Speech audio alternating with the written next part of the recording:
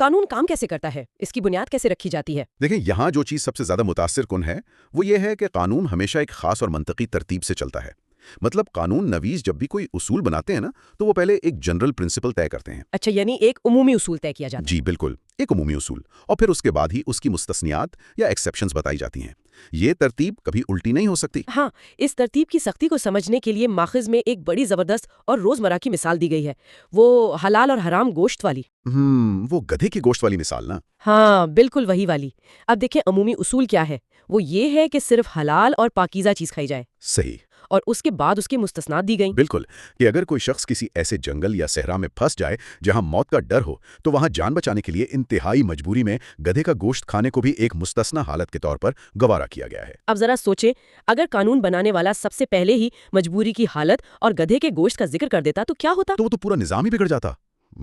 حلال اور حرام کا جو بنیادی اصول تھا وہ تو شروع میں ہی مشکوک ہو جاتا۔ بالکل، اگر ہم اسے وسیع تر تناظر میں دیکھیں نا تو مستثنیات کو بعد میں رکھنے کا مقصد ہی یہ ہے کہ معاشرے کا عمومی نظام برقرار رہے۔ ہاں صحیح۔ اب اسی منطق کو خاندانی قانون اور بچے کی قانونی حیثیت کے حوالے سے دیکھتے ہیں۔ جی، جسے لیجیٹمیسی آف اے چائلڈ کہا جاتا ہے۔ ہاں، تو یہاں قانون کا عمومی اصول یہ ہے کہ جو بچہ شادی کے 6 قمری ماہ یعنی لونر منتھس کے بعد پیدا ہو اور شادی ختم ہونے کے 2 سال کے اندر پیدا ہو، وہ جائز اور قانونی بچہ تصور ہوگا۔ یہاں قانون ایک انتہائی طاقتور انگریزی فقرہ استعمال کرتا ہے، it will be a conclusive proof. It will be a conclusive proof, یعنی یہ حتمی ثبوت ہوگا۔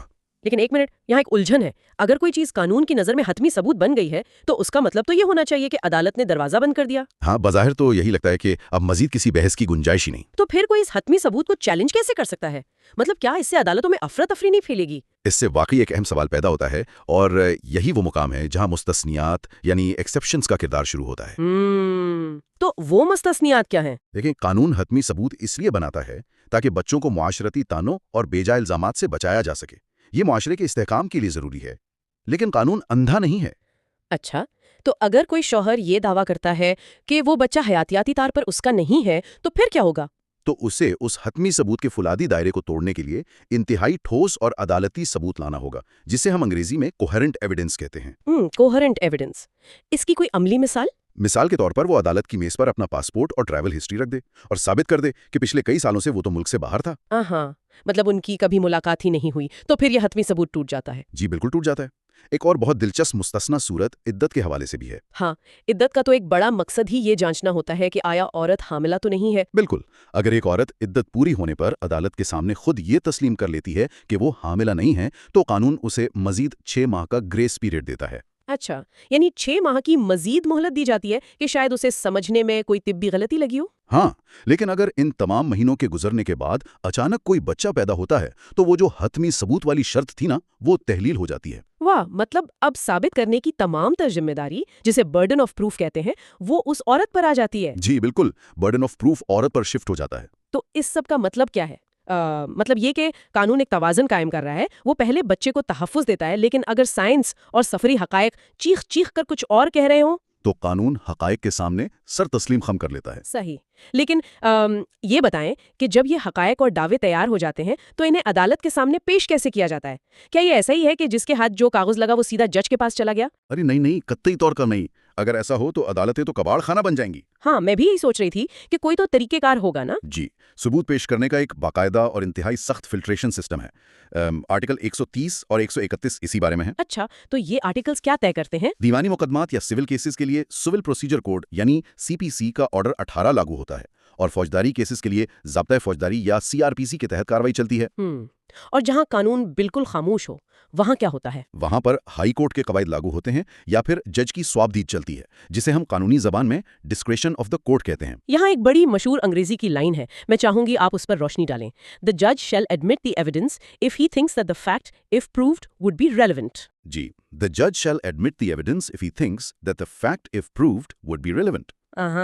اس کا اردو مفہوم تو بہت طاقتور ہے نا؟ بالکل، اس کا سیدھا سا مطلب یہ ہے کہ جج محض ایک خاموش تماشائی نہیں ہے۔ ہاں، وہ ایک گیٹ کیپر ہے، ایک چوکیدار کی طرح۔ بالکل، گیٹ کیپر۔ जज किसी भी सबूत को सिर्फ उसी सूरत में कमरा अदालत के अंदर आने की इजाजत देगा जब उसे लगेगा कि उस बात का असल मुकदमे से कोई मंतकी ताल्लुक बनता है। और अगर कोई फालतू या गैर मुतल्लिका चीज हो तो जाहिर है जज उसे दरवाजे पर ही रोक देगा। इस गेटकीपर वाले किरदार की कोई अमली मिसाल है? बिल्कुल है। फर्ज करें एक कत्ल का मुकदमा चल रहा है, ठीक है। और एक शख्स अदालत में आकर कहता है कि भाई मेरे पास मरने वाले का आखिरी बयान है, यानी डाइंग डिक्लेरेशन है। अच्छा, तो क्या जज फौरन वो बयान रिकॉर्ड पर ले लेगा? बिल्कुल नहीं। जज पहले पूछेगा कि भाई उस शख्स का डेथ सर्टिफिकेट कहाँ है। मतलब पहले ये तो साबित करो कि वो वाकई मर चुका है। बिल्कुल। जब तक मौत साबित नहीं होती उसके आखिरी बयान की बारी तो आएगी ही नहीं। इसी तरह माखज़ में कारोबारी डायरियों या खातों की भी बड़ी जबरदस्त मिसाल दी गई है। हाँ, वो ऑर्डिनरी कोर्स ऑफ बिजनेस वाली मिसाल। बिल्कुल। अगर कोई शख्स कारोबारी डायरियों को सबूत बनाकर लाता है तो जज सीधा खाता नहीं पढ़ेगा। उसे पहले ये साबित करना होगा कि ये खाता रोजमर्रा के मामूल का हिस्सा है, यानी ऑर्डिनरी कोर्स ऑफ बिजनेस का हिस्सा है। जज ये देखेगा कि क्या वाकई ये दुकानदार पिछले 10 साल से इसी तरह रोजाना का हिसाब लिखता आ रहा है, या फिर ये मखसूस सफ़ा सिर्फ आज का केस जीतने के लिए रातों रात तैयार किया गया है। बिल्कुल। और इसी फिल्ट्रेशन सिस्टम के साथ आर्टिकल 134 और 135 भी जुड़े हुए हैं। ये आर्टिकल्स क्या कहते हैं? देखें, बाज़ औक़ात लोग समझते हैं कि अगर सीडीए या किसी भी सरकारी महकमे का क्लर्क बस एक फाइल लेकर अदालत आ गया है ना, तो वो गवाह बन गया है। अच्छा, तो क्या ऐसा नहीं होता? कतई तौर पर नहीं। कानून की नज़र में वो महज एक रिकॉर्ड लाने वाला शख्स है। वाह, ये तो एक जबरदस्त नुक्ता है। जी, जब तक उस अहलकार को बाकायदा गवाह के तौर पर तलब न किया जाए और उसने वाक़े को खुद न देखा हो, मुखालिफ वकील उस गरीब क्लर्क पर जरह के तीर नहीं बरसा सकता। अच्छा, अगर कोई शख्स किसी के अच्छे या बुरे किरदार की गवाही देने के लिए बाकायदा कटहरे में खड़ा हो जाए तो क्या उस पर जरा हो सकती है? जी, बिल्कुल हो सकती है। अगर कोई आकर कहे कि फलां शख्स बहुत ईमानदार है, तो मुखालिफ वकील पूछ सकता है कि भाई तुम्हें कैसे मालूम? क्या तुम उसके साथ कारोबार करते हो? सही। गर्ज ये कि अदालत में पेश होने वाले हर उस शख्स को आजमाइश से गुजरना पड़ता है जो गवाह की हैसियत से आता है। बिल्कुल। तो ये तो तय हो गया कि कौन सा सबूत अंदर आ सकता है और कौन नहीं। अब आते हैं अदालती ड्रामे के असल किरदारों की तरफ, यानी गवाह। कानून ने गवाहों के बयानात रिकॉर्ड करने के लिए 3 बाकायदा मराहिल मुकर्रर किए हैं, आर्टिकल 132 और 133 के तहत। जी बिल्कुल। ये 3 मराहिल दरअसल सच्चाई को निखारने का अमल है। लेकिन सवाल यह है कि सीधा सीधा सच क्यों नहीं पूछ लिया जाता? ये 3 मराहिल की भूल भुलैया क्यों? क्योंकि पहला मरहला है एग्जामिनेशन इन चीफ, यानी इब्तिदाई बयान। इस मरहले में जो फरीक गवाह को बुलाता है वो उससे कहानी सुनाने का कहता है। अच्छा, ताकि पहले एक बुनियादी बयानिया तो सामने आए, अदालत को कम से कम ये तो पता चले कि ये गवाह आया किस लिए है। जी, और जब वो बयान दे लेता है तो फिर वो मरहला आता है जिसका नाम सुनकर बड़े बड़ों के पसीने छूट जाते हैं, यानी क्रॉस एग्जामिनेशन या जरह। हाँ, बिल्कुल, क्रॉस एग्जामिनेशन। लेकिन यहाँ एक बहुत दिलचस्प कानूनी तफरीक है। वो क्या? देखिए, कानून ने जराह का हक देने के लिए मुद्दा अलैह का लफ्ज़ इस्तेमाल नहीं किया, बल्कि कानून में एडवर्स पार्टी यानी मुखालिफ फरीक का लफ्ज़ चुना गया है। जी, आमतौर पर लोग यही समझते हैं कि मुद्दा अलैह और मुखालिफ फरीक एक ही चीज़ें हैं, लेकिन कानूनी दुनिया में हमेशा ऐसा नहीं होता कि सारे मुद्दा अलैहान का मफाद एक ही हो। इसको एक पार्टीशन केस या जायदाद की तकसीम की अमली मिसाल से समझते हैं। हाँ, वो एक बेहतरीन मिसाल है।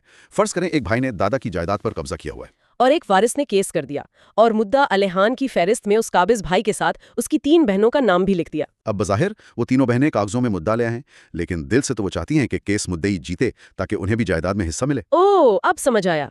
तो जब वो काबिज भाई अपना कोई गवाह लाएगा तो वो तीनों बहनें उस गवाह पर बकायदा जर्ह कर सकती हैं? बिल्कुल, क्योंकि इस मखसूस सूरत हाल में वो बहनें कागजों में जो भी हों, हकीकत में एडवर्स पार्टी हैं। मुफादात का टकराव असल चीज है। और इस सख्त जर्ह के बाद तीसरा मरहला आता है री एग्जामिनेशन का, यानी दोबारा बयान। जी, अगर जर्ह के दौरान वकील ने गवाह को इतना उलझा दिया हो कि कहानी का हुलिया ही बिगड़ जाए, तो अदालत की इजाजत से उसकी अपनी पार्टी उसे दोबारा संभलने का मौका दे सकती है। लेकिन कानून का तवाजुन यहाँ भी कायम रहता है ना। अगर दोबारा बयान में कोई नई बात निकल आई तो फिर तो मुखालिफ फरीक को उस नए नुक्ते पर दोबारा जिरा, जिसे हम री क्रॉस एग्जामिनेशन कहते हैं, उसका हक खुद ब खुद मिल जाएगा। यहाँ बात वाकई बहुत दिलचस्प हो जाती है, क्योंकि ये जो जिरा या क्रॉस एग्जामिनेशन है ना, ये कोई टॉक शो का इंटरव्यू नहीं है, ये एक बाकायदा जंग है। बिलाशुबा कानूनी माहिरीन इसके बारे में कहते हैं, it is the greatest engine developed by this justice system to unearth truth.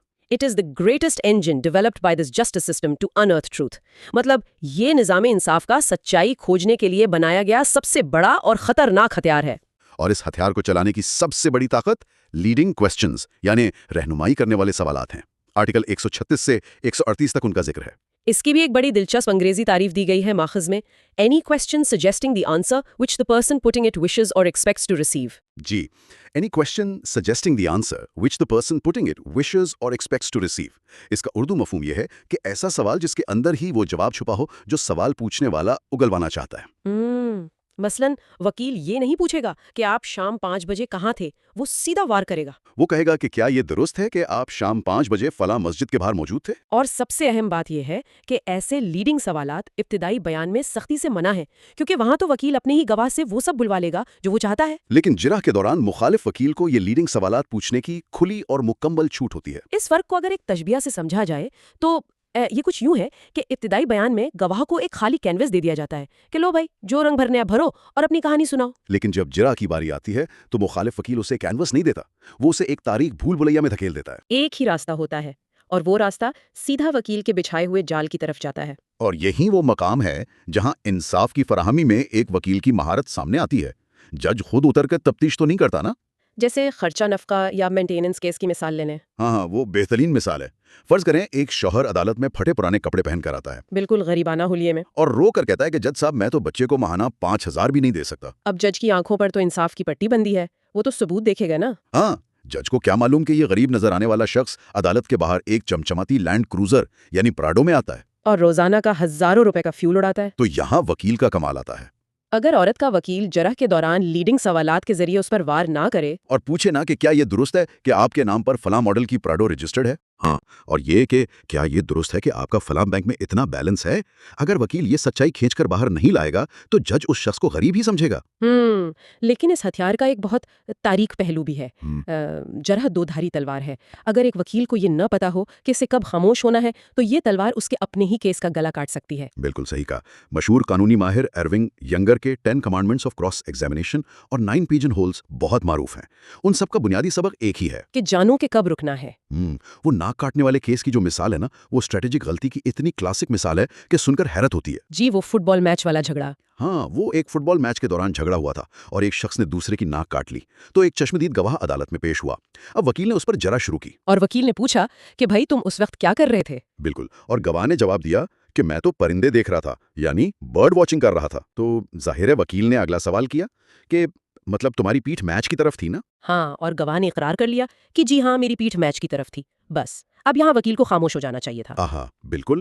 اسے اپنا بریف کیس بند کرنا چاہیے تھا اور آرام سے بیٹھ جانا چاہیے تھا. اس نے ثابت کر دیا تھا نا کہ گواہ نے وہ واقعہ دیکھا ہی نہیں. لیکن وکیل پر تو جیسے اپنی قابلیت ثابت کرنے کا بھوت سوار تھا. ہاں اس نے حماقت کرتے ہوئے ایک انتہائی فالتو سوال پوچھ لیا. وہ سوال کہ پھر تمہیں کیسے پتا کہ اس نے ناک کاٹی ہے؟ بالکل. اور اس ایک فالتو سوال نے سارا کیس تباہ کر دیا. گواہ نے بڑے سکون سے کہا کہ جب میں چیخ سن کر پیچھے مڑا نا تو میں نے اسے اپنے منہ سے ناک تھوکتے ہوئے دیکھا. مطلب ایک سوال، صرف ایک فالتو سوال، اور جیتا ہوا کیس مٹی میں مل گیا. بالکل ایسی ہی حماقت جائیداد کے کیس میں بھی دیکھنے کو ملی تھی. وہ گھر گرنے والا کیس. جی بحث اس بات پر تھی کہ کیا پردادا کا گھر دوبارہ تعمیر ہوا تھا یا نہیں. وکیل نے جرح میں گواہ سے یہ منوا لیا کہ پردادا کا گھر بارشوں کی وجہ سے گر گیا تھا. تو وکیل کا مقصد تو پورا ہو گیا تھا. ہاں لیکن خوشی کے مارے اس نے اگلا لیڈنگ سوال داغ دیا کہ تو پھر اس گھر کو دوبارہ بنانے پر کتنا خرچہ آیا. واہ کیا چالاکی تھی. اور گواہ بھی بہت شاطر تھا نا. ہاں اس نے فوراً کہا کہ بہت تھوڑا سا خرچہ آیا کیونکہ پورا گھر تو گرا ہی نہیں تھا، صرف ایک کونا گرا تھا جسے مرمت کروایا گیا. لیجئے ساری محنت ضائع ہو گئی. اسی لیے کہا جاتا ہے کہ عدالت میں سوال پوچھنے سے زیادہ مشکل کام اپنی زبان کو قابو میں رکھنا ہے. اور یہیں پر وہ نفسیاتی جنگ شروع ہوتی ہے جس کا ذکر کسی قانون کی کتاب میں نہیں ملتا. وہ سردار صاحب اور ان کے خالی خاکی لفافے والا واقعہ تو کمال کی نفسیاتی چال تھی. مطلب یہ بالکل ویسے تھا جیسے تاش کے کھیل پوکر میں کوئی انتہائی پر اعتماد ہو کر جھوٹا بلف کھیلے. وہ واقعی ایک ماسٹر سٹروک تھا. کیس میں ایک عمارت کے باہر بنے ہوئے راستے یا ریمپ کا تنازع تھا. گواہ کسی صورت یہ ماننے کو تیار نہیں تھا کہ ریمپ کا رخ کس طرف ہے. تو پھر وکیل صاحب نے کیا کیا؟ وکیل صاحب نے انتہائی شاطرانہ انداز میں اپنے منشی کو اشارہ کیا اور ایک خالی خاکی لفافہ منگوایا جو عام طور پر تصویریں رکھنے کے لیے استعمال ہوتا ہے. اچھا اور پھر؟ انہوں نے اس خالی لفافے میں سے کچھ نکالنے کی اداکاری کرتے ہوئے گواہ کی آنکھوں میں آنکھیں ڈال کر کہا، اچھا اس سے پہلے کہ میں اس لفافے سے تصویریں نکال کر جج صاحب کو دکھاؤں اور تم جھوٹے ثابت ہو کر سیدھے جیل جاؤ، تم خود ہی سچ بتا دو کہ ریمپ کس طرف ہے. اور گواہ کے تو پسینے چھوٹ گئے. اسے لگا کہ واقعی تصویریں موجود ہیں اور اس کا جھوٹ پکڑا جائے گا. اس نے خوف کے مارے فوراً سچ اگل دیا. حالانکہ اس لفافے میں سوائے ہوا کے کچھ نہیں تھا. کیا شاندار نفسیاتی دباؤ تھا. یہ سب ظاہر کرتا ہے کہ قانون صرف کاغذ پر لکھی ہوئی خشک دفعات کا نام نہیں ہے۔ جرا کے دوران وکیل کی باڈی لینگویج، اس کا لہجہ، اس کا غصہ دکھانا یا اچانک بہت زیادہ ہمدردی ظاہر کرنا، یہ سب اس بڑی بساط کا حصہ ہیں۔ بعض اوقات ایک وکیل اتنے پیار اور مسکراہٹ سے سوالات پوچھتا ہے کہ گواہ اروانی میں وہ کچھ بول جاتا ہے جو اسے کبھی نہیں بولنا چاہیے تھا۔ تو اگر اس تمام تفصیلی جائزے کا نچوڑ نکالا جائے تو بات یہاں آ کے ٹھہرتی ہے کہ قانون کی عدالتیں محض لیبارٹریاں نہیں ہیں۔ یہ موقع کی مناسبت سے کھیلے جانے والے ذہنوں کے کھیل، گہری انسانی نفسیات اور حکمت عملی کا ایک بے رحم میدان ہے۔ بالکل، حقائق وہاں خود بخود بولنا شروع نہیں کر دیتے، انہیں ایک ماہر وکیل کے کاٹ دار سوالات، اس کی چالوں اور جرا کے بے رحم فن کے ذریعے بلوانا پڑتا ہے۔ اور جب ہم اس پہلو کو سمجھتے ہیں نا تو ہمیں اندازہ ہوتا ہے کہ نظام انصاف دراصل انسانوں کے لیے بنایا گیا ایک نظام ہے جس میں سچائی کو تراشنے کے لیے بہت محنت کرنی پڑتی ہے۔ جی،